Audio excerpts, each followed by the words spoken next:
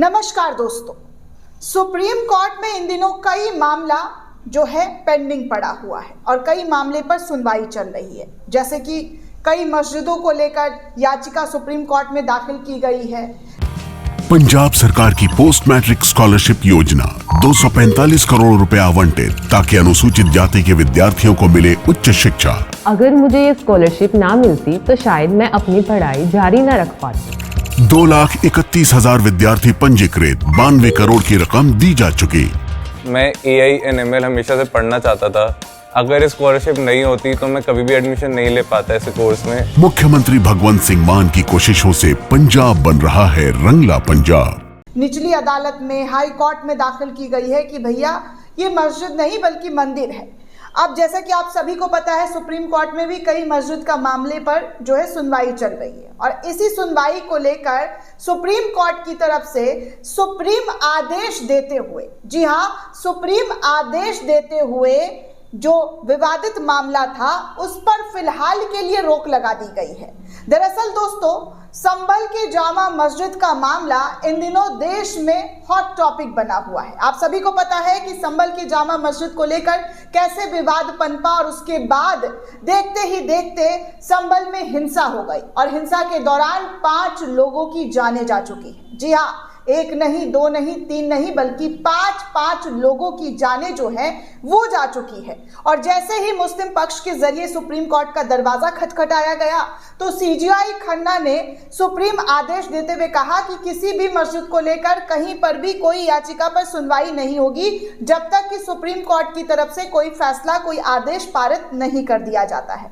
अब संभल की जामा मस्जिद को लेकर जो है दोस्तों, सुप्रीम कोर्ट में एक मामले पर सुनवाई चल रही थी और इस सुनवाई के दौरान दोस्तों सुप्रीम कोर्ट ने आज, जी हाँ, आज जुमे के दिन उत्तर प्रदेश सरकार और संभल जिला प्रशासन को शाही जामा मस्जिद के विवादित कुएं को लेकर कोई भी कदम उठाने से फिलहाल रोक लगा दिया है। जी हाँ, मुसलमानों को लेकर एक बेहतरीन फैसला दिया गया है क्योंकि जो कुआं था उसको लेकर संभल प्रशासन और योगी सरकार जो है ये दावा कर रहे थे कि यहाँ पर इसकी जो है सर्वे की जाए, लेकिन अभी फिलहाल किसी भी तरीके से कोई भी कदम उठाने से सुप्रीम कोर्ट ने रोक दिया है। इस कुएं का आधा हिस्सा दोस्तों मस्जिद के अंदर और आधा हिस्सा मस्जिद के बाहर है। कोर्ट ने इस मामले में सांप्रदायिक सौहार्द बनाए रखने की जरूरत की बात भी कही है। आपको बता दें दोस्तों कि इसी इलाके में मस्जिद के स्थान पर एक हिंदू मंदिर होने का दावा जो है कुछ लोगों के जरिए किया गया और सुप्रीम कोर्ट की जिस बेंच ने इस मामले पर रोक लगाई है दोस्तों, उसमें जस्टिस ऑफ इंडिया, जी हाँ, chief justice of India CJI Sanjeev Khanna और जस्टिस PV संजय कुमार शामिल हैं। पीठ ने आदेश दिया है कि संभल नगर पालिका परिषद द्वारा दिसंबर 2024 में जारी किए गए नोटिस पर कार्रवाई नहीं की जाएगी। नोटिस में कुएं की सफाई, संपत्ति की जांच और मस्जिद के बाहरी हिस्से को सार्वजनिक उपयोग के लिए खोलने की बात की गई थी। कोर्ट ने इस मामले पर कड़ी निगरानी रखने की बात कही है और फिलहाल इस पूरे मामले पर किसी भी तरीके से कोई भी कार्रवाई करने से योगी सरकार को और योगी प्रशासन को रोक लगा दिया है। आपको बता दें कि इस मामले में अब 21 फरवरी को सुनवाई होने वाली है। कोर्ट ने जिला प्रशासन को 2 सप्ताह के भीतर स्टेट रिपोर्ट दाखिल करने का निर्देश भी दिया है। वहीं इस मामले में शाही जामा मस्जिद के प्रबंधन समिति द्वारा एक याचिका दाखिल की गई थी दोस्तों। उनके द्वारा निचली अदालत को उस आदेश को चुनौती दी गई थी जिसमें मस्जिद का सर्वे कराने का आदेश दिया गया था। मस्जिद के प्रबंधन का आरोप है कि सर्वे बिना किसी सूचना के जो है वो किया गया और कार्रवाई अवैध तरीके से जल्दबाजी करके की गई थी। अब इस सर्वे के बाद 24 नवंबर 2024 को संभल में हिंसक झड़पें हुई जिसमें 4 से 5 लोगों की जानें गई और कई लोग बुरी तरीके से घायल हो गए। उसके बाद बुलडोजर की कार्रवाई हुई। ये सब कुछ आपने देखा सुना होगा। सुप्रीम कोर्ट ने सुनवाई के दौरान वरिष्ठ अधिवक्ता हुजैफा अहमदी ने अदालत से अनुरोध किया था कि जिला प्रशासन को कुएं की जांच, उस पर की जाने वाली कार्रवाई पर रोक लगा दिया जाए और इसी पर सुनवाई के दौरान दोस्तों उन्होंने ये भी कहा था कि जिला प्रशासन को कुएं की जांच जो की जा रही है उसको, कुआं का अंदरी हिस्सा और बाहरी जो हिस्सा है उसे बिना अदालत की अनुमति के सार्वजनिक उपयोग के लिए खोलना अनुचित होगा। उत्तर प्रदेश की ओर से अतिरिक्त सॉलिसिटर जनरल के एम नटराज ने दलील का विरोध किया। उनका कहना था कि एक सार्वजनिक कुआं है और राज्य की संपत्ति है। अब स्थिति शांतिपूर्ण है, लेकिन कुछ लोग इसमें समस्या पैदा करना चाहते हैं। इस पर सुप्रीम कोर्ट ने कहा कि ये पानी है, इसे सभी को उपयोग कर देना चाहिए। जी हाँ, इसे सभी को उपयोग करने देना चाहिए। आप खुद कह रहे हैं कि इसका आधा हिस्सा मस्जिद के अंदर और आधा हिस्सा मस्जिद के बाहर है। यदि कोई व्यक्ति बाहर के हिस्से से पानी का उपयोग करता है तो इसमें कोई समस्या नहीं होनी चाहिए। अहमदी ने इसके जवाब में कहा दोस्तों कि ये कुआं पूरी तरीके से ढका हुआ था और इसका उपयोग कभी नहीं किया गया है माय लॉर्ड।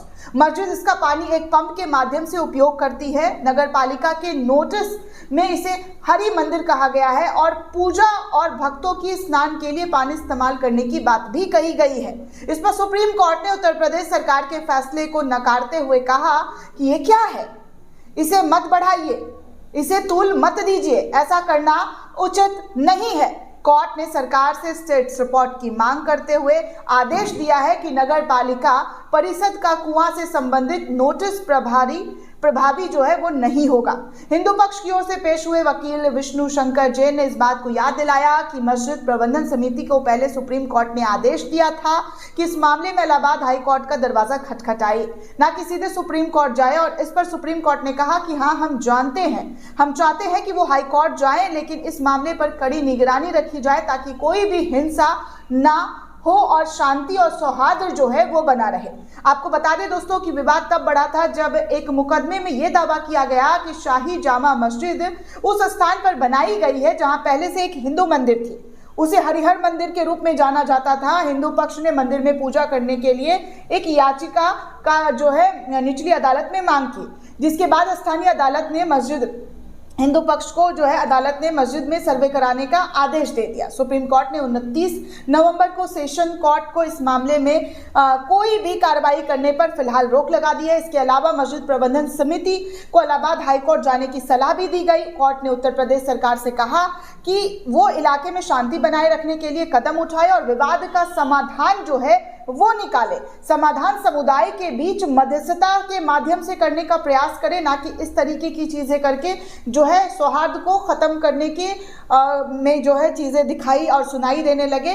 तो इससे इस तरीके की चीजें ना देखने सुनने को मिले, इसलिए मध्यस्थता बरकरार रखना बेहद जरूरी है। तो इस तरीके से सीजीआई और उनकी बेंच ने ये अहम आदेश देते हुए जो है एक बहुत उचित फैसला करते हुए कहा है कि फिलहाल इस पर कोई भी वाद विवाद ना खड़ा किया जाए और इस पूरे मामले में जो आप कह रहे हैं कि ये हिंदू पक्ष को भी इस्तेमाल करने दिया जाना चाहिए, तो इस पर ऐसा कोई भी, जी हाँ, कोई भी विवाद, कोई भी चीजें देखने सुनने को ना मिले जिससे हिंसा और फसाद देखने को मिले। दोस्तों, आप सभी को पता है कि सीजीआई खन्ना लगातार इस पूरे मामले की जो है सुनवाई कर रहे हैं और सुनवाई के दौरान बहुत ही बेहतरीन बातें बोलते हुए नजर आ रहे हैं। ऐसा लग रहा है कि जैसे मतलब जो विवाद हो रहा है, जो खाई इस देश में दो धर्मों के बीच बढ़ाने की कोशिश की गई है, जो खाई खोदने की कोशिश की गई है, उसको कम करते हुए सीजीआई खन्ना की अदालत बेंच जो है लगातार कम करते हुए नजर आ रही है। दोस्तों, इस पूरे मामले को लेकर, इस पूरे रिपोर्ट को लेकर आप क्या सोचते हैं, आपकी क्या प्रतिक्रिया है, हमें कमेंट करके जरूर बताइएगा। साथ ही साथ चैनल को ज्यादा से ज्यादा लाइक, शेयर और सब्सक्राइब करना बिल्कुल भी ना भूलें। धन्यवाद।